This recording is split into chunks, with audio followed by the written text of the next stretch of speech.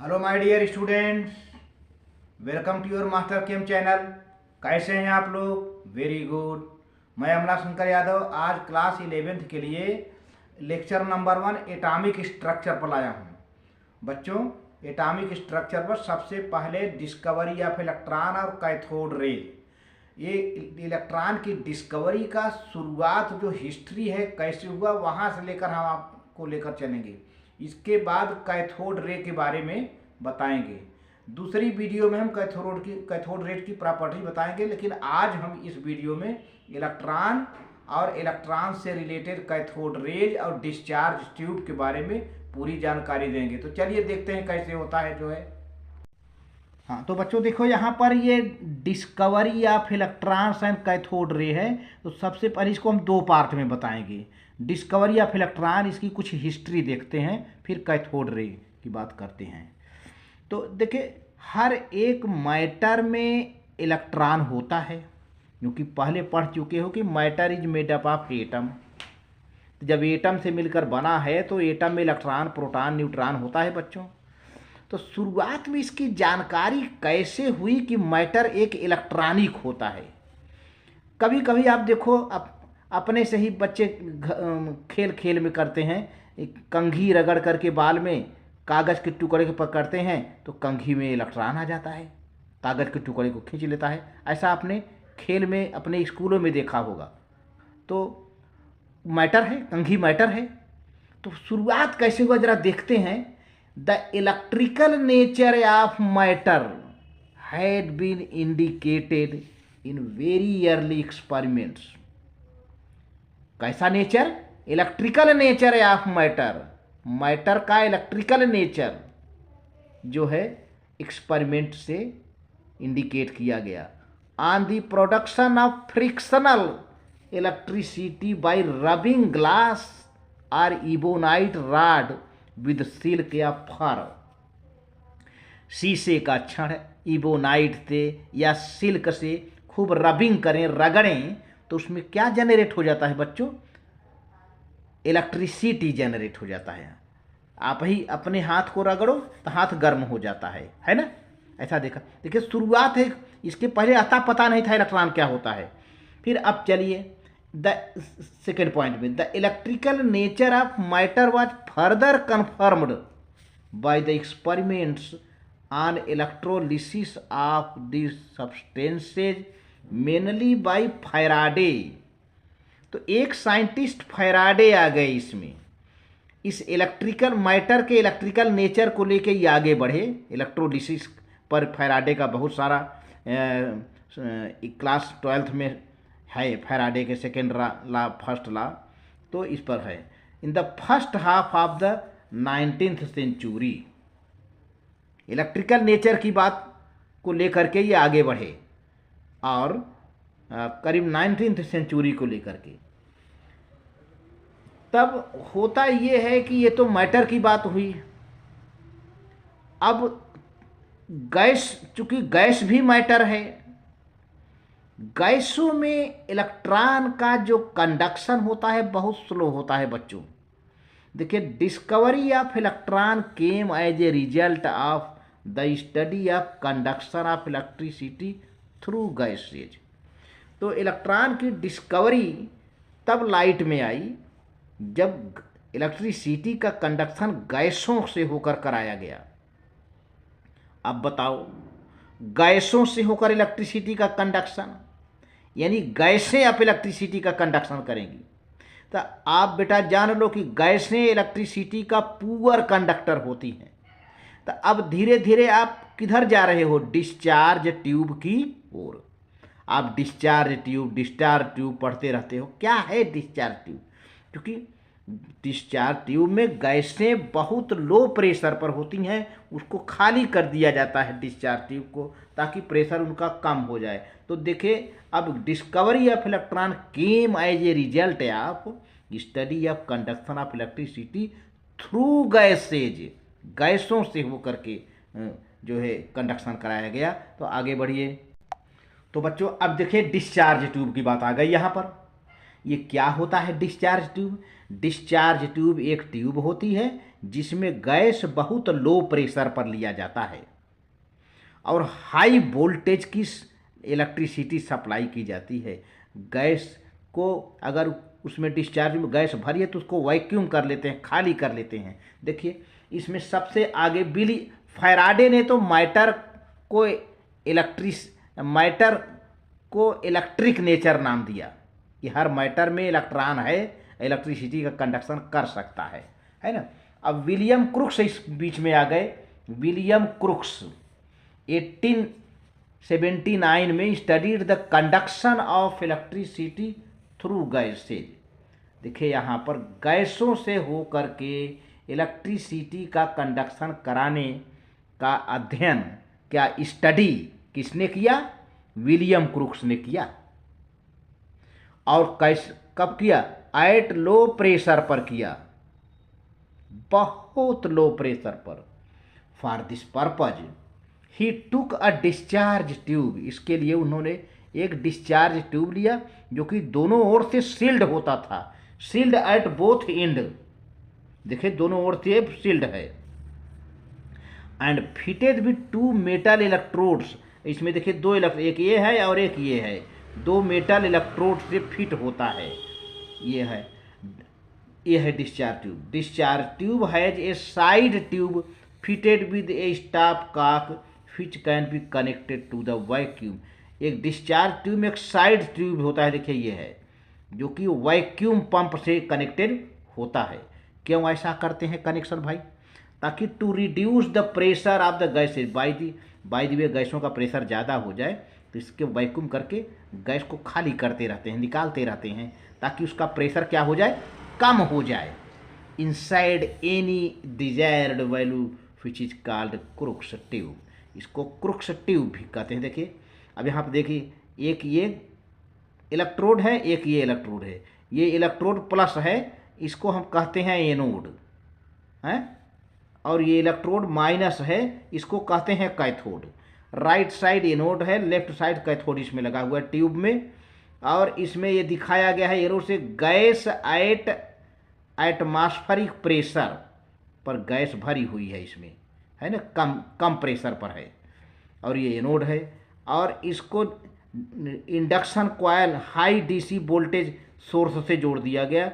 DC voltage से यानी 10,000 volt के सोर्स से इसको जोड़ दिया जाता है। तब होता क्या है? देखिए बेटा, कैथोड से कुछ रेडिएशन निकलती है, और ये रेडिएशन किधर की ओर मूव करती हैं? एनोड की ओर। एनोड की ओर। इसके लिए देखिए कितनी प्यारा सा एक्सपेरिमेंट दिखाया गया है। अभी तो केवल ऐसे बनाया गया है, इसके लिए अब आगे देखें। ये एक्सपेरिमेंट है। एक्सपेरिमेंट में क्या कराया गया? When high voltage about 10,000 volt of electricity is applied the following results are observed. जब 10,000 वोल्ट की इलेक्ट्रिसिटी इस तरह के डिस्चार्ज ट्यूब में पास कराते हैं तो क्या क्या रिजल्ट हमको मिलता है? ये तीन रिजल्ट इंपॉर्टेंट लिखे गए हैं। पहला है when gas pressure inside is 1 atmosphere. जब गैस का प्रेशर 1 एटमॉस्फेयर रहता है तो no current flows between electrodes.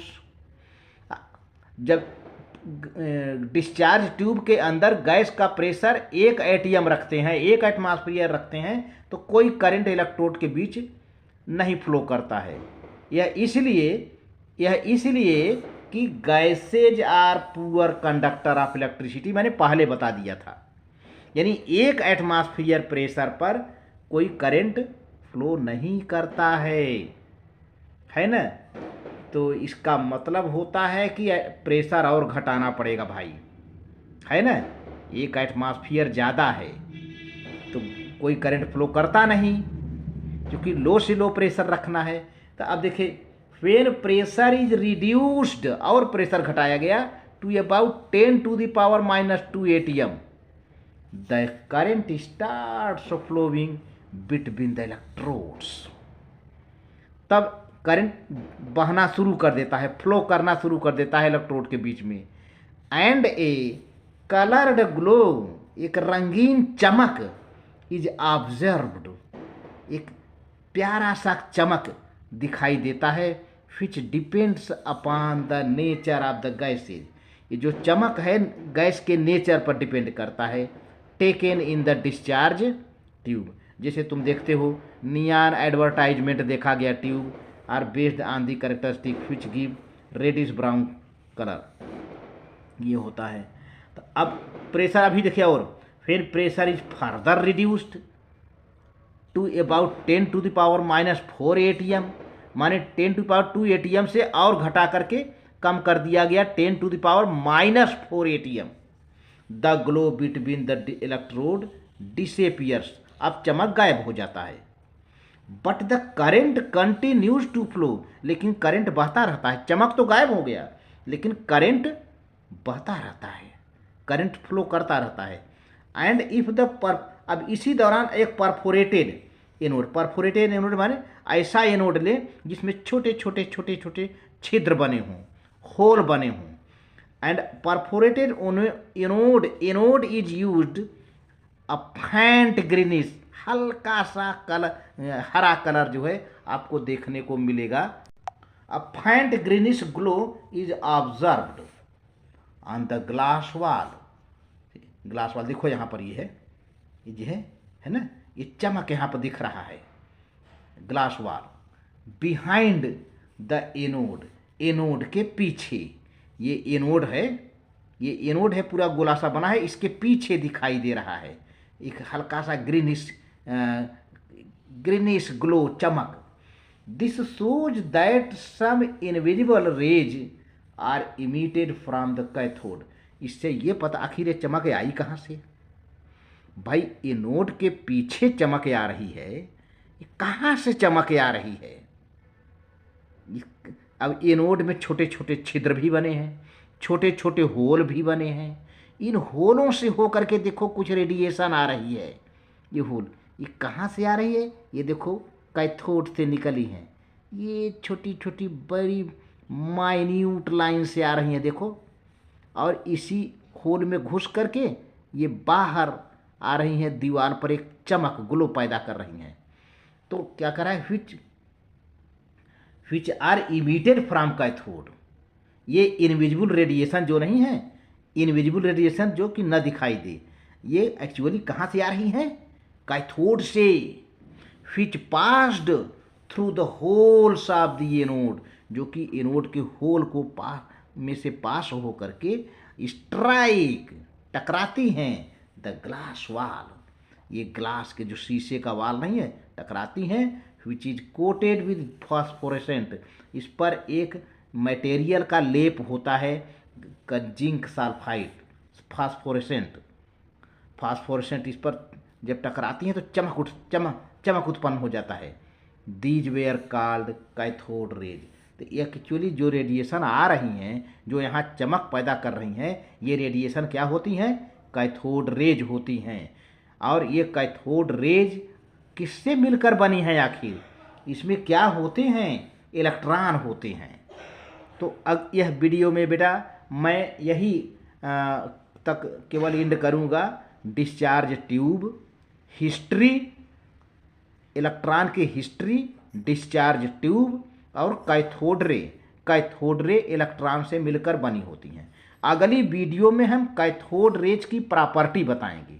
इस वीडियो में सिर्फ मैंने इतना ही बताया कि ये क्या हिस्ट्री है, कहाँ से शुरुआत हुई। फैराडे ने कि हर मैटर को बताया इलेक्ट्रिकल नेचर बताया। अब विलियम क्रूक्स ने गैसों में से होकर इलेक्ट्रिसिटी सप्लाई करने का स्टडी किया, इस पर उन्होंने प्रैक्टिस किया। डिस्चार्ज ट्यूब इस्तेमाल किया, डिस्चार्ज ट्यूब में गैसें कम प्रेशर पर ली गई और जैसे जैसे प्रेशर कम होती जा रही है चमक उत्पन्न होती है, और प्रेशर कम हो जाती है चमक उत्पन्न होना बंद हो जाता है, लेकिन इलेक्ट्रिसिटी फ्लो करती रहती है। और इन रेडिएशनों को बाद में क्या कहा गया, कैथोड रे, इसलिए कि ये कैथोड से निकल के आ रही हैं, ये कैथोड रे से निकल के आ रही हैं, इसलिए इनको कैथोड रे कहा गया। तो बच्चों वीडियो को अच्छा लगे तो लाइक करके सब्सक्राइब करना। साथ ही मैं एक बात और कहना चाहता हूँ कि अगर आपको केमिस्ट्री टफ लगती है, बहुत से बच्चे इस तरह के हैं, अगर उनको केमिस्ट्री टफ लगती है, समझने में प्रॉब्लम होती है, तो आप बिल्कुल सही जगह पर हैं। मास्टर केम चैनल के पास में हैं। और इसलिए इस वीडियो को मैं कहता हूं कि आप लास्ट तक जरूर देखिए, एक एक वीडियो को लास्ट तक देखिए, तो आपके अंदर एक नई सोच अपने आप उत्पन्न हो जाएगी, आपको पता तक नहीं चलेगा। अगर शुरू से थोड़ा बहुत देखेंगे तो कम समझ में आएगा। इसलिए मैं ये कहूँगा कि वीडियो को लास्ट तक ज़रूर देखें। तो वीडियो को सब्सक्राइब करें, और जो भी साथ में आपको कुछ लगता है तो कमेंट ज़रूर लिख के भेजिए बेटा। Thank you.